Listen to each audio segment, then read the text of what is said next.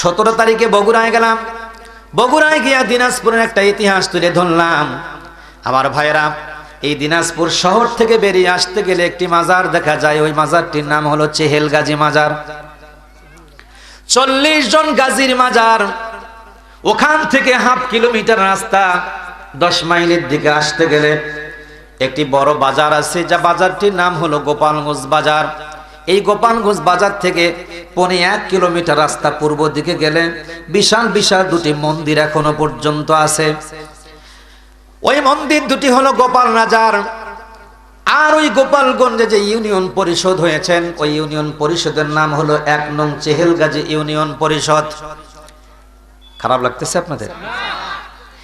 এখান থেকে আবার যদি আপনি 8 কিলোমিটার রাস্তা চলে আসেন, 10 মাইল নামক একটা জায়গা পাবেন, যেখানে একদিকে ঢাকার দিকে যাওয়া যায়, আবার পঞ্চগড়ে যাওয়া যায়, দিনাজপুরে যাওয়া যায়, এমন একটি মিডিল ট্রাম জায়গা।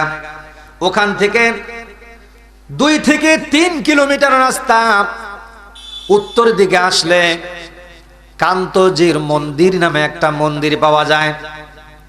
আমার হিন্দু ভাইয়েরা, সনাতন ধর্মের ভাইয়েরা, ওই মন্দিরটি প্রতি বছর পূজা দিতে যান, দেখতে যান। সাথে সাথে আমাদের কিছু মুসলমান আছে, তারাও যান। ঠিক না বে ঠিক? ভাইয়েরা আমার, মুসলমান তাদের জীবন ইতিহাস খোঁজে না। আমি একটু আপনাদেরকে জানাই দেই মুসলমানদের ইতিহাস কেমন অর্জন করতে হয়। দেখুন, ওই মন্দির থেকে পশ্চিম দিকে আসলে করতোয়া নদী, করতোয়া নদী থেকে আবার একটু পূর্ব দিকে দেখবেন এশিয়ান হাইওয়ে। এই এশিয়ান হাইওয়ে থেকে আর একটু ভিতরে যাবেন, ওখানে গিয়ে দেখবেন ইক্ষু খামার। ওই ইক্ষু খামারের ভিতরে 62 হাত একটু কবর রয়েছেন। আমি আমার জীবনে এই কবরটি কয়েকবার জিয়ারত করেছি, ইতিহাস আমি খুঁজেছি। আমি বলেছি এই জায়গাটি 62 হাত কবর কেন হলো, আমাকে সঠিক উত্তর সেখানকার লোকেরা দিতে পারে নাই। ইতিহাস খুঁজে খুঁজে দেখলাম 713 হিজরিতে, আরবি 713 হিজরিতে ইরাক ইরান থেকে আল্লাহর 40 জন ওলি এসেছিলেন। কয়জন? আমাদের দেশের ওলিরা তাম টোপলা গাট্টি গোট্টা বান্দা মসজিদে যায় 40 দিনের জন্য। আলহামদুলিল্লাহ বলেন। কিছুটা কাজ তো হচ্ছে না এমনটা না, হচ্ছে। ইসলামের প্রাথমিক কাজ তো অবশ্যই হচ্ছে। তবে এই ইরাক এবং ইরান থেকে যে আল্লাহর ওলিরা এসেছিলেন 40 জন, তারা শুধু মিসওয়াক নিয়ে আসেন নাই, তারা শুধু তসবির দানা নিয়ে আসেন নাই, তারা শুধু জায়নামাজ নিয়ে আসেন নাই, তারা এই গোপাল রাজা অত্যাচারী রাজাদের সাথে ইসলামের সংঘর্ষ হবে, কালিমার পতাকা তুলতে দেবে না, তাদের সাথে সংগ্রাম করার জন্য, যুদ্ধ করার জন্য অস্ত্র শস্ত্র নিয়েই তারা এসেছিলেন। ঠিক কিনা? 40 জন আল্লাহর ওলির ভিতরে যিনি প্রধান ছিলেন, ওনার নাম ছিলেন হযরত জয়নুদ্দিন বাগদাদী রহমাতুল্লাহি আলাইহি। আল্লাহু আকবার বলে। আপনাকে চলে যাবেন? আর 10 মিনিট সময় দিতে পারবেন তো?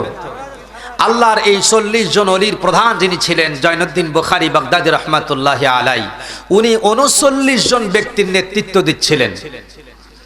প্রথম গোপাল রাজার সঙ্গে ইসলামের দাওয়াত দেবার জন্য যখন দিনাজপুরে আসলেন, এই দিনাজপুরের নাম ছিল অজয়নগর, দিনাজপুরের পূর্বের নাম।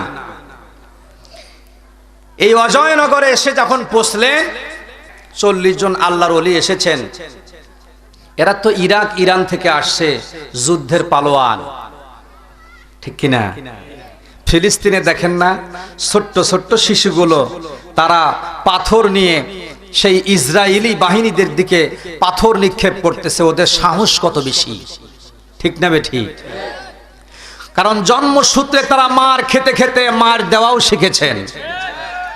আর আমাদের মুসলমানদের বাচ্চাগুলো কোরআন শরীফ পড়তে পারে না, ওযু জানে না, গোসল জানে না, পাক পবিত্রতা জানে না, এবং কি তাদেরকে যদি গোসলের দোয়াটা বলেন তাও জানে না। এই বেসরা মরে গেলে অথবা তার যদি বিয়েও করান, বিয়ের পরে যে মহরনা আদায় করতে হয় সেটাও জানে না। বিয়ে করার পরে যে বৈধ সন্তান জন্ম দিতে হয় কিভাবে সেটাও জানে না। হাইওয়ান জানোয়ার যেমন পশুত্বের মতো যাদের জীবন যাপন চলে, এদের সন্তানগুলো ওই রকম ভাবেই হয়। ঠিক কিনা ভাইরা আমার? আল্লাহর 40 জন ওলি এদেশে আসলেন। গোপাল রাজা দেখলো যে 40 জন যদি এলাকা ছেড়ে না যায় তাহলে তো আমার এলাকাতে মানুষ আস্তে আস্তে ধর্মের দিকে চলে যাবে, মুসলমান হয়ে যাবে। প্রধান সেনাপতি ছিলেন শ্রী বলরাম বাবু, ওনাকে বলল তাদেরকে যাও পয়গাম দিয়ে দাও, ওরা আমার রাজ্য ছেড়ে চলে যাক, আর না হলে কিন্তু তাদের প্রাণ দিতে হবে। আমাদেরকেও বলে আন্দোলন মান্দোলন সব ছেড়ে দাও, না হলে লাল ঘরে যাওয়া লাগবে। ঠিক কিনা? ওই ওরা যেভাবে বলছে এরাও ঠিক ওইভাবেই বলে। শান্তিতে যদি থাকতে চাও তাহলে সব বাদ দাও, নামাজ কালাম পড়ো, এমনি থাকো, ইসলামী আন্দোলনের কথা বলো না। ঠিক কিনা ভাইয়েরা আমার? এই আল্লাহর 40 জন ওলি তারা জায়গা নিলেন যেই ঘরটা, ওই ঘরটা মাজার স্থাপিত হওয়ারও 100 বছর আগের। সুনসুরকির গাঁথনি এখনো আছেন, গেলে দেখে আসবেন। ভাইয়েরা আমার, আল্লাহর 40 জন ওলি ওই মসজিদে জায়গা নিয়েছিলেন। গোপাল রাজার সেনাপতি প্রধান গেল, যাইয়া 40 জন আল্লাহর ওলিদের চেহারা দেখে তাদের সাথে কৌশল বিনিময় করতে গিয়া প্রধান সেনাপতি কালিমা পড়ে মুসলমান হয়ে যান। সুবহানাল্লাহ বলেন। এবার কি রাগ বাড়ছে না কমছে? গোপাল রাজার রাগ বাড়ছে না কমছে? প্রধান সেনাপতি ইসলাম গ্রহণ করছে, মেজাজ আরো গরম, শক্তি তো কমে গেছে, মগার দাঁড় বেশি। ঠিক কিনা?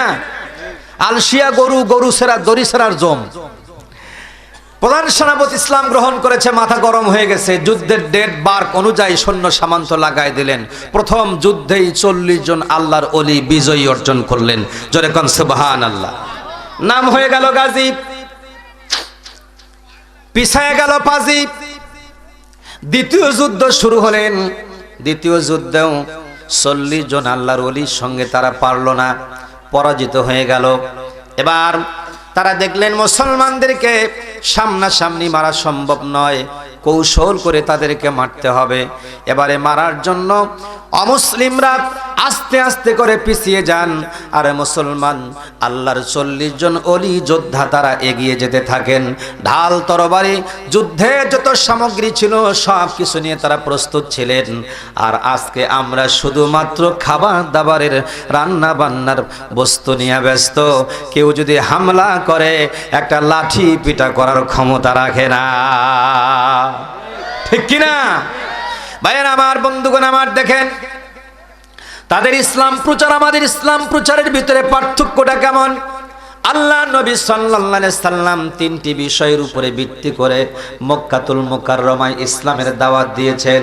আমি যদি আজকে সেই 3টি বিষয়ের উপরে আলোচনা করি, রাত চলে যাবে, আপনারা উঠবেন না, এটা আমার বিশ্বাস। তবে আমি বেশি সময় আপনাদেরকে দিতে পারবো না।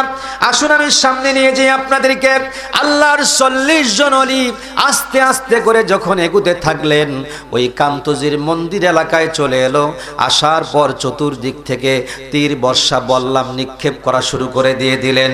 40 জন আল্লাহর ওলির ভিতরে 37 জন সেখানে শহীদ হয়ে গেল। তাদের টুকরো টুকরি লাশগুলোকে একই কবরে গণকবর হিসাবে দাফন করা হয়। এই কারণে ওই খুখামারির ভিতরে যে 62 হাত কবর, এই 62 হাত কবরটি হলো 37 জনকার কবর। আর সেই সময়ের মানুষেরা এক একজন প্রায় আমাদের হাত দিয়ে 12 হাত করে লম্বা ছিল। 3 জন বেঁচে ছিলেন। এই 3 জনকার শেষ সমাধি ঘটেছেন দিনাজপুর থেকে বেরিয়ে আসার পর চেহেল গাজী মাজার। ওই মাজারটি 36 হাত লম্বা। এই 36 হাত লম্বা কবরটি প্রথম যিনি শুয়ে আছেন তিনি হলেন হযরত জৈনুদ্দিন বাগদাদী রহমাতুল্লাহ আলাই। এরপরে 2 জন, একজন একজন করে 2 জন। এই কবরটি 36 হাত লম্বা। ও মুসলমান, ইসলাম এদেশে এমনি আসে নাই। তারা যখন যুদ্ধে বিজয়ী হলেন তখন এই জায়গার নাম রাখা হয়েছিল, দিনাজপুরের নাম রাখা হয়েছিল দিনপুরা। মানে দিন কায়েম হয়ে গেছেন, দিন পুরে গেছেন, দিন পরিপূর্ণ হয়েছেন, এই জন্য দিনপুরা নাম রেখেছেন। আর এই দিনপুরা থেকে এখন তাকে দিনাজপুর বলে ডাকা হয়।